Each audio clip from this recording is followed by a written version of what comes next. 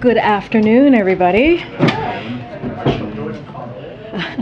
So we're going to go until 1:45. The in-town pool has to gather at that time, and then I'll go for another 15 minutes until 2, and then we're going to hear the president speak at 2 o'clock. So hopefully that's a good amount of time, and then we'll be back tomorrow and the next day. Okay, so we have seen a lot of momentum in the last 24 hours in our fight to restore Roe. Americans in Kansas turned out to challenge views that would move the country backwards, with fewer rights and politicians invading our most personal decisions, and they won. In the wake of Dobbs, the president predicted people would turn out in record numbers to reclaim rights stolen from them, and they did. The ballot measure proposed by extreme, out-of-step Republican officials would have eviscerated fundamental rights and access to health care. Republican officials have been very clear. They are pushing extreme laws banning a woman's right to choose, many of which don't allow exceptions, even for rape or incest. And they are calling on a national ban on abortion. As I mentioned yesterday, the DOJ also brought a suit against Idaho, where a near total abortion ban is threatening women's lives. Federal law makes clear doctors must provide emergency care, including abortion services, to women facing health and life-threatening conditions. But under Idaho's law, women with medical conditions like ectopic pregnancies or hemorrhages can be denied the emergency care they need. And today, President Biden will sign an executive order at the first meeting of the Interagency Task Force that builds on the actions we've already taken to protect access to safe abortions, contraception, and the ability to travel. Today, the president is directing the Secretary of Health and Human Services to work with states, including through Medicaid, to help women who need to travel out of state for reproductive health care, ensuring there's no discrimination when obtaining medical care, and promoting research and data collection on maternal health outcomes. There have been big steps forward in the fight to protect our rights, but it's not the end of the fight. What's at stake here is a choice between a national abortion ban, as Republicans have already called for, and more radical attacks on fundamental rights, versus standing up for the rights Americans have been entitled to for almost 50 years.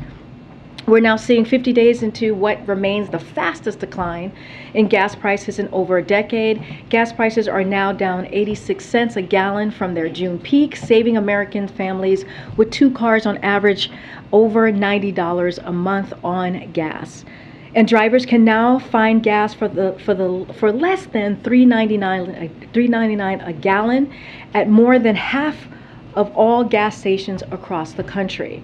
Prices are coming down even as Putin's war continues to put pressure on global energy supplies.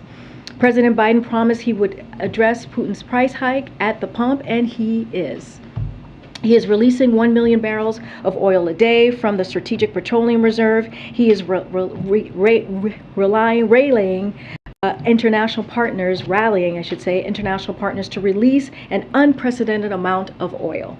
More work remains, but prices are going down, and the president will continue to call on domestic and international oil producers to increase output so they can continue to come down. Finally, lastly, today, former Treasury secretaries from both the Democratic and Republican administrations just became the latest in a wide range of economic experts to endorse the Inflation Reduction Act. These high-level officials from both parties reaffirmed that this package will cut many of families' biggest costs and act against inflation. They also became the latest in a long list of experts, as I've shared with you recently, who have debunked Congressional Republicans' lies meant to protect tax welfare for wealthy special interests at any cost, even prolong inflation. Larry Summers, Tim Geithner, Jack Lew, Hank Paulson, and Bob Rubin join over 120 leading economists, including Nobel Prize winners, CBO directors, who have analyzed the Inflation Reduction Act and agree it will lower costs reduce inflation, address a range of critical and long-standing economic challenges. There are also 3 new polls out today from Morning Consult Politico, Yahoo News, YouGov, and Navigator Research that underscore the American public's overwhelming support for the major components of the bill, including lowering costs of prescription drugs, requiring large corporations and the wealthiest Americans to pay their fair share, and lowering health insurance premiums.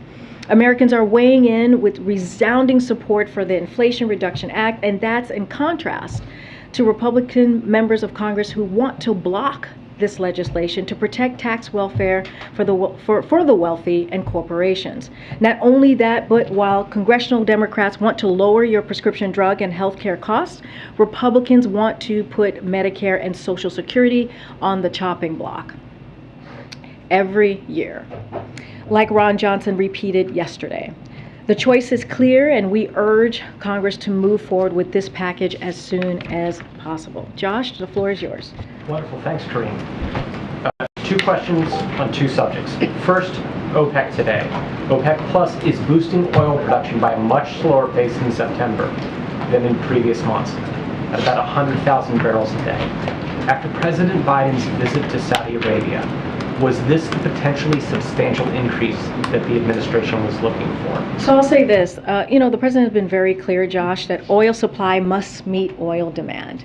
And the fact of the matter is, and I just laid this out in the top, which is 7 weeks ago, the price of barrel of oil was about $120, and now it's at around $95. Gas prices went from more than $5 to under $4 for a majority of the country.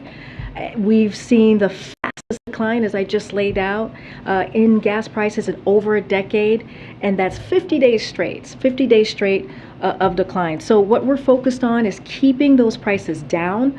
We wanted to see some increases in the production before we announced the trip, and we actually saw that in that first week of June when OPEC Plus announced that it was going to increase their production by 50% in July and August, so we saw that happen.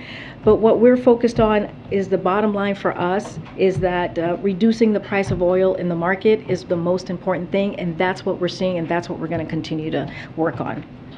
Secondly, a bipartisan group of senators, including Kaine, Sinema, Collins, and Murkowski, introduced a bill this week that would bar states from enacting pre-viability abortion bans. But they would allow some restrictions on abortions for pregnancies after viability. Does President Biden consider that a satisfactory standard? So we'll say this. I know that was introduced. The president has been very clear on this, is that the only way to secure a woman's right to choose is for Congress to take action, is to restore protections of Roe as federal law. That is how we're going to do this in a blanket way so that women's rights for reproductive health is really protected. He stands ready to work with Congress to pass a bill that does exactly that. And it's not just him, it's majority of the American people believe this. They believe that a woman's right to choose should be their right. So again, we're going to continue to work with Congress. I don't have anything specific to say about that particular legislation, but we have been very clear Congress needs to act in order to codify Roe. Thanks, Karine. A couple questions about Taiwan. First off, has the president spoken to Speaker Pelosi since she left Taiwan? So as you know, she's traveling, I believe, to Japan and South Korea. I can't remember which one is first. So she's on her travels. I don't have a call to read out to you at this time, but they have a relationship. They talk pretty regularly. Don't have anything, again, specifically to read out at this time. The G7 just expressed concerns about China's threatening behavior in the Taiwan Strait. Those are their words. Does this letter come with any consequences if China continues that behavior? So let me just reiterate what we have been saying from the podium for many days now. You also heard this directly from our National Security Advisor, Jake Sullivan, who was on many of your networks yesterday, saying that the Speaker has the right to make a decision on where she chooses to travel. We provide the assistance and the kind of the geopolitical briefing and kind of what we believe the national security reasons are for, or lay that out for her as she makes a decision. She is, we do not decide where she goes. goes. She makes that decision. As you know, the president was a senator for 36 years. He understands that particular fact. So that's number one. It does not change at all our long-standing policy, U.S. policy, that we have had. We have made that very clear. The trip does not change that. There is a precedent for a speaker, we've talked about this in here, to travel to Taiwan, and so none of that changes. And so, there's no reason for Beijing to turn this visit, which is consistent with our policy, into some sort of crisis, or to use it as a pretext to increase aggressive military activity in or around the Taiwan Strait, as you just asked, Nancy. But again, it doesn't change anything. The president spoke to President Xi just last week. That was their fifth conversation. They continued to have an open dialogue. That's what we have been wanting with China. Again, there is no reason to see any change. It continues to be consistent. But the G7, of which the U.S. is a member, is warning China not to continue this behavior. What is the consequence for China if it does continue this behavior? So again, we said many days ago, we said that we knew this was going to happen. We knew China was going to behave in this way. Again, it doesn't change our policy. We are going to monitor and we will manage what Beijing chooses to do. On the EO that the president is going to sign. So we're now some 6 weeks out from the Supreme Court ruling on abortion, and this EO seems to be directing Health and Human Services Department to consider a number of actions. So where is the urgency right now for women who need help, and when will the help actually kick in? What is the timeline? So when the president normally does an executive order, it's always to consider. That's always the wording and the language that's in an EO. So that is nothing new. You'll see that in any executive order that he signs. So it is in line with that. Look, I mean, just to it's really important what this is going to do. It's going to help, in particular, low-income women, right? If you think about it, it paves the way for Medicaid to pay for abortions for women having to travel out of state. Secretary Becerra will invite states to apply for Medicaid waivers to allow them to provide reproductive health care to women who live in states where abortions are banned. Those he judged to be the strongest and most effective on both legal and policy grounds. That's what the president is doing. He's reviewing the options that he has, and also the thing to note here, and we have said this is in consultation with groups. This is in consultation with legal experts when we make these announcements, and the president has been very clear. He is going to continue to do whatever he can to make sure that a woman's rights to choose continues to be protected the best way that he can from the federal government. But again, the way we do this, the way to make sure that it is federal law, is Congress needs to act, and Americans need to make sure that their voices are heard. What is the timeline, specific timeline on this EO for women who want to have an abortion soon? Will this help them get one? Are we talking about days? Are we talking about weeks? Are we talking about 6 months? So that's a great question. We don't have the details to share today, but HHS will soon have more on what a waiver could look like and the timeline, as you're asking me, and which would generally target, again, low-income women served by Medicaid and help cover certain costs. So HHS, as you know, the president's going to sign the executive order. It says to consider. Secretary Becerra will then work with his team to figure out the details and the timeline. And one more question on this. How will you be able to help women pay to cross the state line to get somewhere else where they need to go, given the restrictions of the Hyde Amendment? So that is something that HHS will come up with the details on that. But you're about to sign an EO. Have they not figured that out? Well, we're going to leave it to HHS to come up with the details on the specifics on how they're going to work with states if a state asks for a waiver and what that's going to look like. So this is going to be in their purview. They're going to come up with the specifics, again, with the details on how this is going to work. But again, this is what the president is doing. He's looking at everything that's available to him on the table, whatever is legally possible, what he can use his executive authority to move forward on, and that's what he's doing. A quick question again on oil. 100,000 barrels a day, it's enough to basically cover, I think, 86 seconds of global oil demand in a day.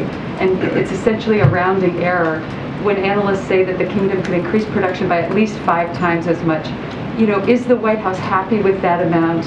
And again, does Biden feel like he got what he wanted out of the visit to Saudi Arabia? So, again, the way we look at this is that I laid out the gas prices and how that's gone down. We went from 120. It's gone now. All right, 120.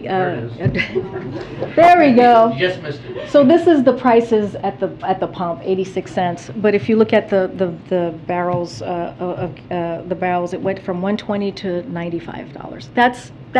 That's a significant, I think, movement that we have seen.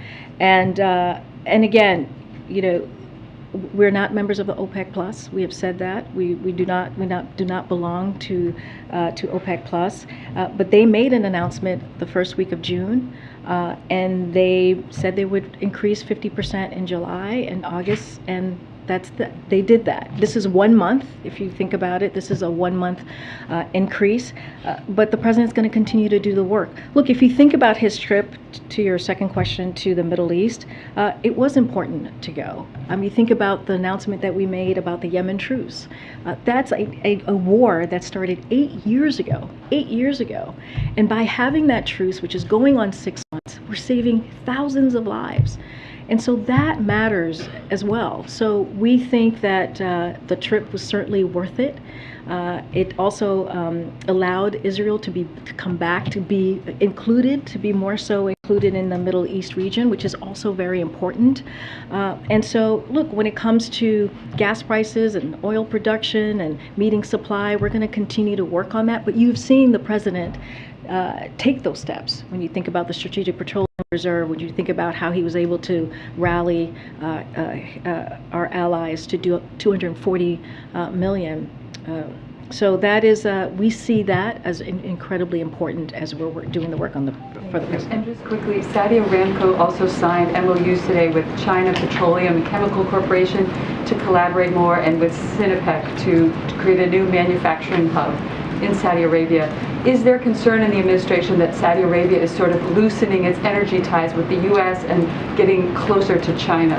So that particular report, I would have to go back to the team and get back to you. I've not seen that reporting. Just had a follow-up on the executive order.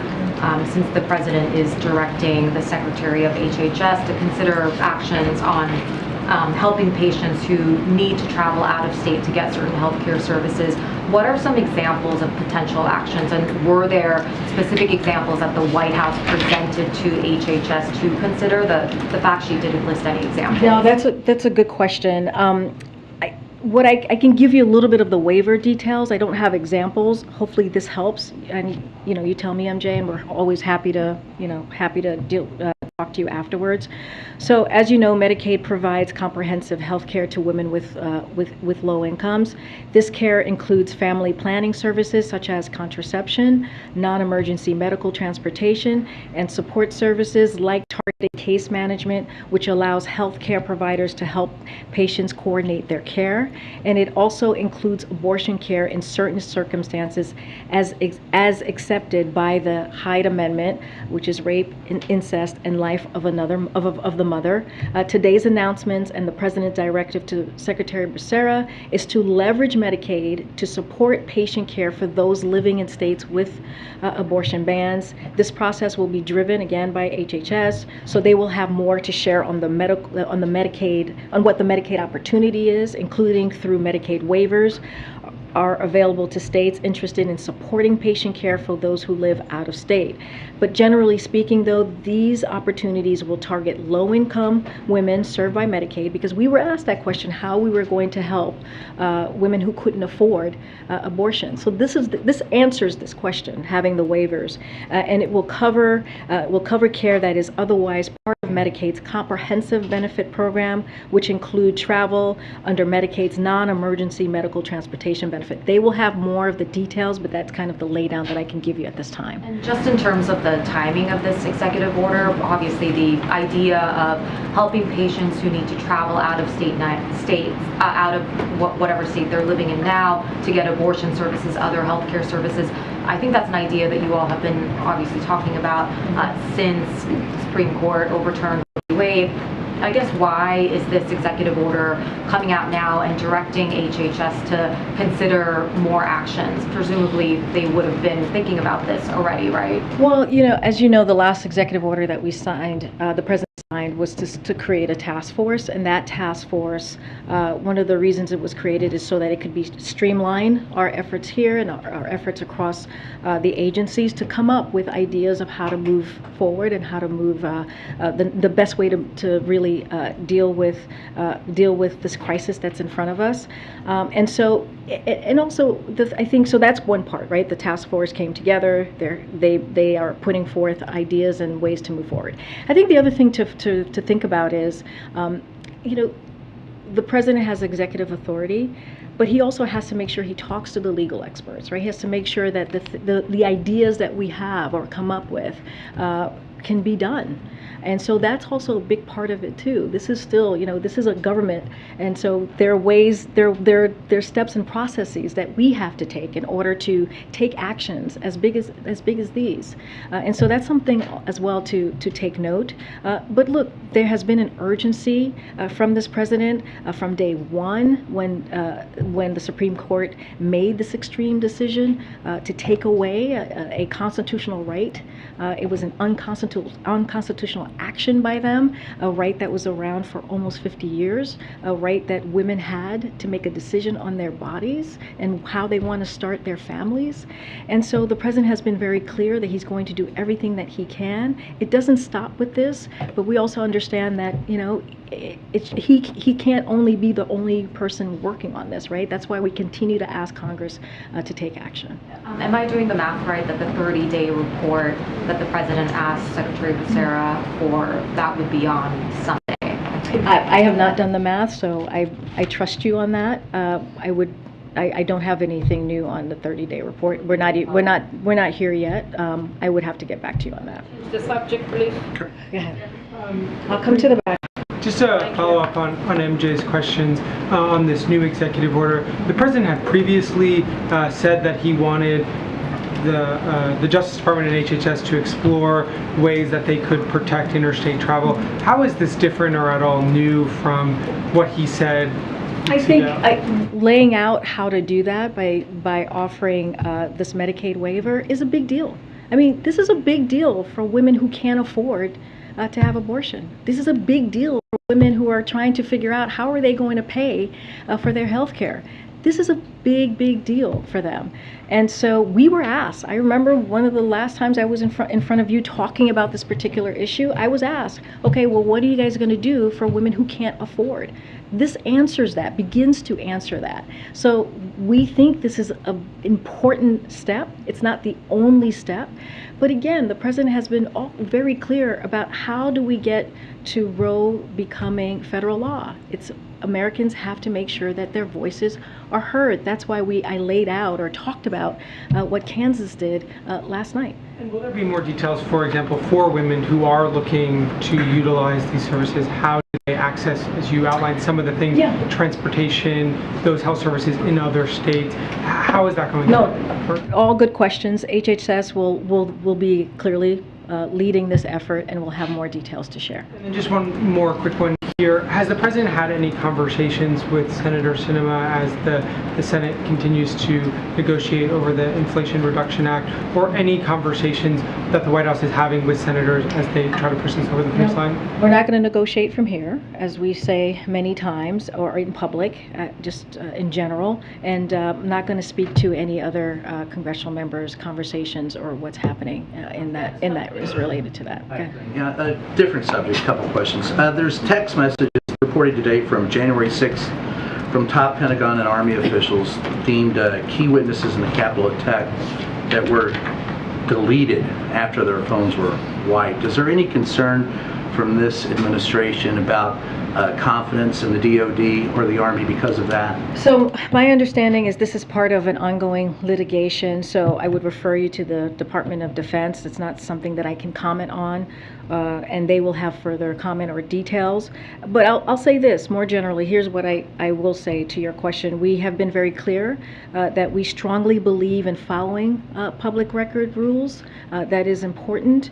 And the President also has been very clear that everyone should cooperate with the January 6th committee so they can get to the bottom of what happened that day. But I'm not going to speak to any specific details. I would refer you to Department of Defense. He has confidence in the DOD, and does he also have does his confidence remain in the Secret Service detail after they've wiped? So I've answered your last question, and I'll answer the former question. The last question is yes, he has confidence in the men and the women who protect him and his family, so he does have confidence in them. And the Department of Defense, yes, of course he has confidence in the Department of Defense. And finally, the last question. Andrew Yang, former Democrat, has announced a third party. Any reaction from this White House about the viability of a third party with Andrew Yang at the head of it? As you know, and I say this often, I cannot speak to politics from here. I have given up that life for the moment. I'm gonna go back and I'll come back up. Go ahead. Good. So on the OPEC announcement, given what the president has invested, does he feel like the increase was an insult? Look, and I said this earlier, and I'll say this again. The fact of the matter is that oil and gas prices are coming down. They're coming down, and they have been coming down since the president announced his trip. The moment he announced this trip, we saw gas prices and oil prices coming down, and so that is also important to note. What we're focused on is that our goal is to bring prices down for Americans, and that's what we're seeing. So we have seen some results. You saw the chart that was behind me, and we're going to continue to do the work on the domestic and international oil producers to increase the supply of oil. It doesn't stop with the announcement today. It didn't stop with the announcement in early June. We continue to do that work. Again, we're not members of OPEC Plus, but we welcome their announcement. The Strategic Petroleum Reserve is at the lowest level in 37 years. The release of 1 million barrels a day ends in September. So what's the plan then after that? Well, from my understanding, and I can get you more specifics, is that we are replenishing the Strategic Petroleum Reserve. I don't have more to share on that, but I'm happy to get more information. Can I ask a question? I'm going around. Go ahead, Stephen, and I'll come down. Thanks. Sorry, and I'll just maybe. I know people are leaving. All right, very quickly. Where are the deliberations on a national emergency with respect to abortion rights? We don't have anything to share with you today on that. Again, the president's looking at all his options. You're going to hear from him. That's where everybody's going at this moment, to hear from him at 2 o'clock on this particular executive order that we're moving forward with. I don't have more to share on that. Do the results in Kansas, as expressed by the people of that state, make the president feel that the members of his party should push stronger in Congress to repeal the Hyde Amendment? Oh, I mean, the Hyde Amendment is law, and we're gonna follow that law. So not going to get into more than that. But I will say this about what we saw in Kansas. The president was very clear that in order to protect our rights or codify Roe, we need to make sure that our voices are heard. And that's what you saw. You saw the power of the American people last night, and that is incredibly important. It was not expected, what we saw last night, and so this is what we need to continue to do in order to make sure that it is the law of the land, that Roe becomes law of the land. People have to make their voices heard, and we're gonna continue to call on them to do that. Okay. Thanks, Karine. 2 quick questions. On the abortion EO, can you get any more clarification on whether or not the president directed HHS to have the waivers pay for travel or have the waivers pay for the abortion procedure itself? So, so it's the Medicaid waiver. From what I understand, it is for them to pay for abortion procedure, And I don't have the specifics on the travel. We can easily go back, but from what I understand, Medicaid pays for your health care services, so I presume is for the health care. Yeah. Okay. But I can get more detail on that. I want to make sure I get that right. Okay, and then on Taiwan, has the Ronald Reagan carrier group left the east coast of Taiwan, or is it still there? I would have to get back to you on that. Can you characterize any communications that you guys have had with the Taiwan military as they get ready for these PLA drills? I don't have more to share on that. Thank you. Yeah, Peter. Thanks, Karine. How come Republicans seem more jazzed about Speaker Pelosi's trip than the president? You're going to have to ask Republicans. Jazz. Well, yeah, I mean... Do they have jazz hands, Peter? Do I have jazz hands? Do they have jazz hands? You said jazz, that they were feeling jazz. We can have our Hill team check. But Mitch McConnell said, I think it's important for the Speaker to go to Taiwan. Lindsey Graham said, the idea of her going is a good thing. Chuck Grassley, I'm sure glad that she went. Is President Biden just worried about hurting Xi's feelings? So you're saying because they said that, then we're not jazzed? Yeah, absolutely. We've been very clear. We've been very clear for, the past week or so, that the Speaker has the right to go to Taiwan. We've said that. Yes, you've been clear that she has a right, but why is it so hard for the President just to say, she's a brave trailblazer, and I think it's great that she went. Like so many others. The President thinks that Speaker Pelosi is a great trailblazer. Look, Does he think that it was good that she went? Here's the thing. What we are saying is that we cannot dictate, and we will not dictate where members of Congress go. Members of Congress. Wait, let me finish. When they go, he doesn't dictate it. They go. Now he can say if he thinks it was good or not. I mean, that's not how it works. That is not how it works here. It really isn't. Members of Congress have the right to travel wherever they choose. Our part of this is to make sure we give them a thorough and complete briefing when it comes to the geopolitics of the region or the state, or when it comes to national security. That is our part in this. Now that Taiwan is effectively encircled by the Chinese military doing these drills, does the president think that the trip was worth the trouble? Look, I already said this, and I'll just repeat it to you. There's no reason for Beijing to turn this visit, which is consistent with long-standing U.S. policy, into some sort of crisis. There is no reason to do that. We have been very clear. There's no change in our One China policy, which is guided by the Taiwan Relations Act of 1979. That has not changed. And so, look, the United States will not seek and does not want a crisis here. But we are prepared to manage what Beijing chooses to do. And last one about that, there's a Chinese official who says the U.S. must pay the price for its own mistake, and we mean what we say. When the Chinese threaten the U.S., does the president take them seriously? Again, the United States will not seek and does not want a crisis. We are prepared to manage what Beijing chooses to do. Nothing has changed when it comes to our policies. This was a precedent. This was precedent for the Speaker to travel to Taiwan. That is nothing new, and it changes absolutely nothing when it comes to our One China policy. I'm going to go to the back. Go ahead. I have a Taiwan question and also an Afghanistan question. Just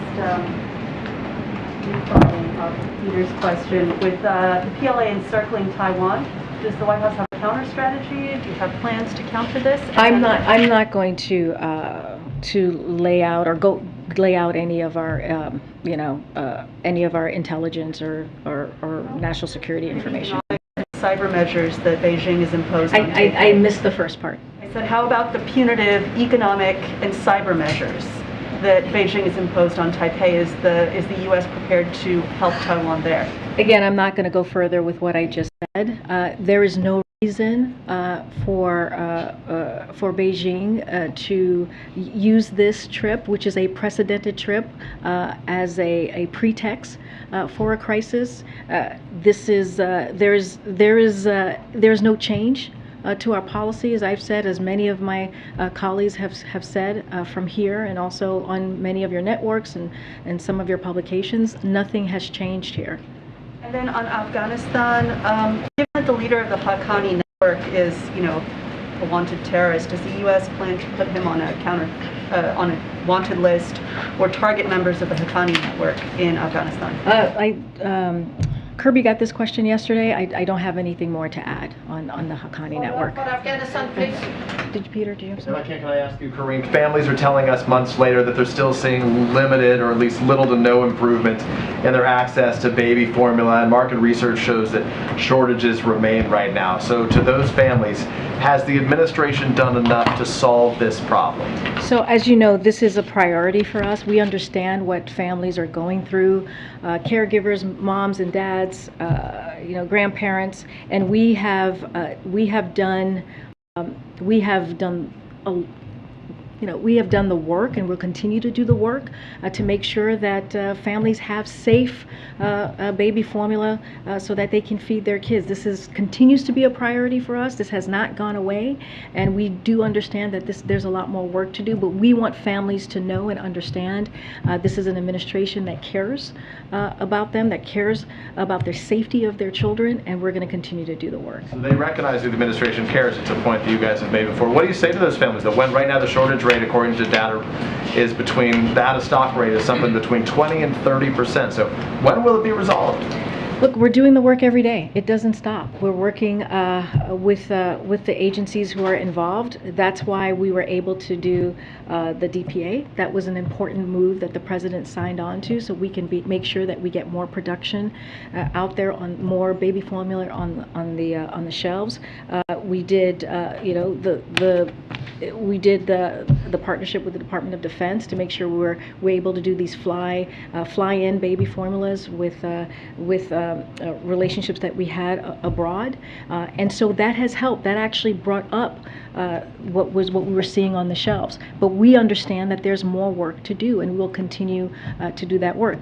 We have laid out the steps that we have taken. We have made announcements after announcements. I'm happy to once I can get that to you. We are happy to share where we are and how we have improved production. But we understand, we get that there's more work to do, and we're going to continue to do that work.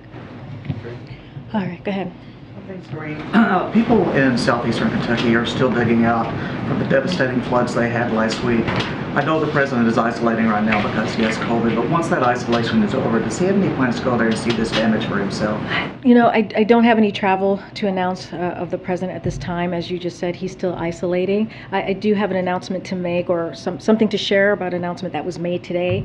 Department of Health and Human Services, Secretary Becerra declared a public health emergency for the Commonwealth of Kentucky, which gives the Centers for Medicare and Medicaid Services beneficiaries and their health care providers and suppliers greater flexibility in meeting emergency health needs. We are doing everything that we can with FEMA and other agencies across the administration to be helpful to the state of Kentucky. And again, I've said this before, but our hearts go out to the families who have lost loved ones and just lost so much in this period of time. But is a presidential trip there something that's even being considered? Is that something Well, the president as you know, wants to he do? went to Kentucky when I believe it was a tornado that happened, last year.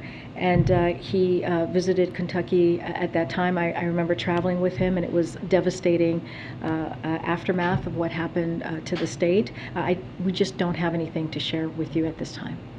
Okay. I'm going to try to go around here. Go ahead. The President is on his fourth full day of isolation from his rebound case. If he continues to test positive after he completes 5 full days, will he continue to isolate? I would have to check to see exactly what the CDC guidance is, but we are going to follow CDC guidance. One thing I do have to say is CDC recommendations for rebounds. There are no CDC recommendations as it relates to testing and as it relates to travel, but we have been following the 5 day of isolation. We added to our protocol, as we do here at the White House, because of the unique situation and the unique jobs that we all have here, and making sure that we keep everyone safe. We added the 2 negative tests in order for many of us to come back to work. As far as beyond that, I would just have to make sure I check with the CDC guidance, but we will continue to follow that. And like you said, the CDC doesn't call for people with COVID to test negative before on a rapid antigen test to end their isolation. considering it seems to have been helpful in President Biden's case, is that something that the White House would like the CDC to urge Americans to do, to factor in antigen testing, or for Americans to model his behavior? So we leave it, honestly, we leave it to the experts. That is for the experts, and they follow the science, which changes on this. This is COVID, as we know, a once in a generation pandemic. So we leave it to them to make that decision. Okay. Go ahead. As you know, the McKinney fire in Northern California has killed 4 people. Just want to know, has the administration been in touch with California officials, or what federal resources have been brought to bear there? Yeah, so we have been in touch with state and local officials in California. We're continue to closely monitor the wildfires raging throughout the western United States, and the president has also been receiving regular updates. Even as he's in the White House resident, he's working every day. I'll say this to the folks in that region: our hearts go out to the people who have been impacted by these extreme weather conditions, including those who may have lost their homes or businesses to what has become California's biggest fire so far this summer. More than 2,500 personnel and firefighters are on the ground fighting the fire, and FEMA has been there very quickly, approved additional grant funding to help the California pay for the cost of fighting the fire. We also continue to take steps to make communities more resilient to extreme weather events like wildfires, including through the $2.3 billion in FEMA funds that President Biden announced last week to help communities increase resilience to heat waves, drought, wildfires, food, hurricanes, and other hazards. I'm going to go way to the back. Go ahead, Owen. Karine, thanks. Good afternoon. Two questions. Back to the executive order first, from a much different perspective here. Pro-life Americans don't want their tax dollars paying for abortions. They believe life begins at conception. The Catholic Church teaches life must be protected from conception forward. But this executive order will have Medicaid pay for travel expenses for women to get an abortion. So my question, respectfully please, why does the president want to force pro-life Americans, including Catholics, of which he is one, to subsidize abortions? So I'll say this. So federal law makes clear doctors must provide women emergency medical care, including abortion services to stabilize women facing and life-threatening conditions. We are working to ensure that pregnant women whose life and lives are in serious jeopardy receive the care that they need. This is what it is. This is what we're trying to do. This is what the president has promised that he would do. But under that same federal law, there are exceptions for moral, to your point, Owen, or religious objections to provide particular medical services. So nothing in today's EO impacts those exceptions. So there are exceptions there. Then a quick follow-up. Catholic bishops say the administration is trying to force doctors and nurses to perform procedures that go against their religious beliefs, including gender transition surgery and abortion. Does the president believe in conscience rights and religious freedom for healthcare professionals? So I thought that's what you were asking me in your first question. It's basically the same as I just laid out, which is like federal law makes clear, right, that doctors must provide women emergency medical care, including abortion services to stabilize facing health and life-threatening conditions. As I just stated, under the same law, there are exceptions for moral or religious objections to the question that you're asking me to provide particular medical services, and nothing in the EO impacts those exceptions, so there are exceptions there. And I thought that was the first question you were asking. Okay, so let me just clear it up just one final time here then. So on the going back to the first question, on the Medicaid, on the proposal to have Medicaid fund travel expenses for women seeking abortion, how would that not violate Hyde if it's using taxpayer dollars to pay for abortions? This EO does not, will not violate the Hyde Amendment. It is law, and we follow the law here. I have to go. It's 2 o'clock. Thanks, everybody. I'll see you tomorrow. Thanks, Karine. Thank you.